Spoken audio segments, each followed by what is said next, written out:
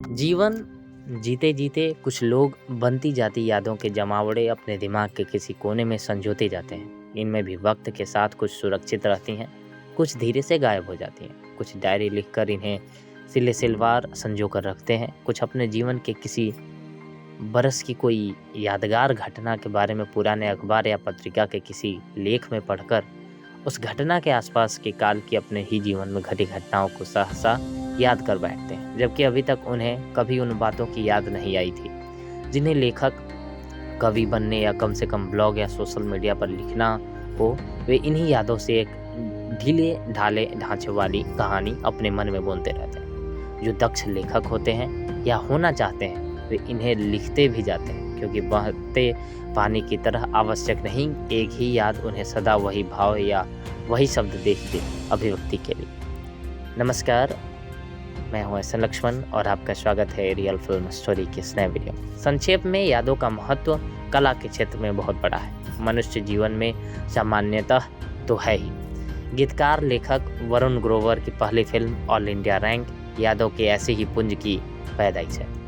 लखनऊ में अपने मध्यम वर्गीय और निम्न मध्यम वर्गीय कामकाजी माता पिता की इकलौती संतान द्वारा अपने पिता के सपनों को पूरा करने के लिए लखनऊ से कोटा जाकर आईआईटी प्रवेश परीक्षा पास करने के लिए तैयारी करने की यात्रा के दौरान उसके जीवन के बहुत से पड़ावों की कहानी है यह फिल्म। पिता व्यवहारिक सपना लेकर चल रहा है कि उससे बेहतर इंजीनियरिंग की डिग्री भारत के सबसे अच्छे इंजीनियरिंग संस्थानों से प्राप्त करके बेटा बेहद अच्छा जीवन जिएगा, उसकी तरह कदम कदम पर संघर्ष नहीं करेगा।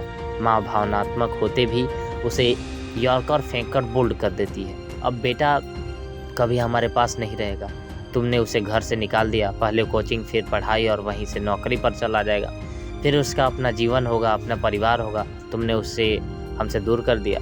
एक 16 से 18 साल के लड़के जिसकी बिल्कुल भी इच्छा नहीं है अपना शहर, अपने दोस्त, अपने घर, अपनी माँ का अंचल छोड़कर एक अनजाने शहर में जाकर एक ऐसे सपने का पीछा करने की जो उसका अपना सपना नहीं है। हिमोसिक होने की भावना को सहज ही समझा जा सकता है। इन अनजाने परिवेश में वह सबसे पहले भावनात्मक सहारा ही ढूंढेगा।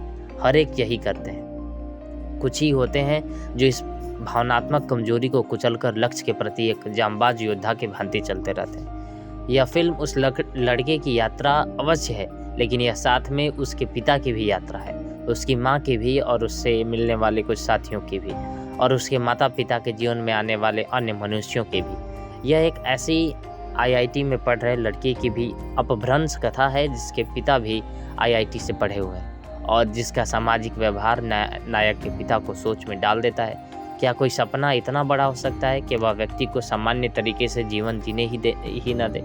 इस एक ही रंग के पीछे भागता मनुष्य जिस बगिया में दौड़ रहा है, वहाँ कितने अलग अलग आग रंगों के फूल खिले हैं, इनका पता ही उसे नहीं चलेगा, क्योंकि उसके सामने कोई स्थिर रंग फैला हुआ है और अगर उसे बाकी रंगों से ज़बरदस्ती आंखें हटानी पड़ रही है तो उसके अंदर एक तड़पन आ ही जानी है। पागलों की तरह एक ही सपने का पीछा करने जिसमें पूरा स्वाभाविक ध्यान भी नहीं लगता, से कुछ देर का विश्राम लेकर ठहरने और ढंग से सोच विचार करके अपनी दिशा निर्धारित करने के लक्ष्य की तरफ उठी उंगली या उंगली का इशारा है यह फिल्म। अभी थिएटर में देखें या बाद में ओटीटी पर देख सकते हैं। धमा चौकड़ी या तुरंत पसंद आने वाली फिल्मों की भीड़ में इसे देखकर इसकी ऐसी तासीर न होने के अभाव की चर्चा करके भी यह जीवित रहेगी और जीवन के किसी मोड़ पर यह पुनः सामने आ जाएगी और जीवन की अन्य यादों की भांति एक याद के रूप में बस जाएगी। तो मिलते हैं अगले वीडियो में, तब तक के लिए धन्यवाद। मूवी देखिए और कमेंट में लिखिए।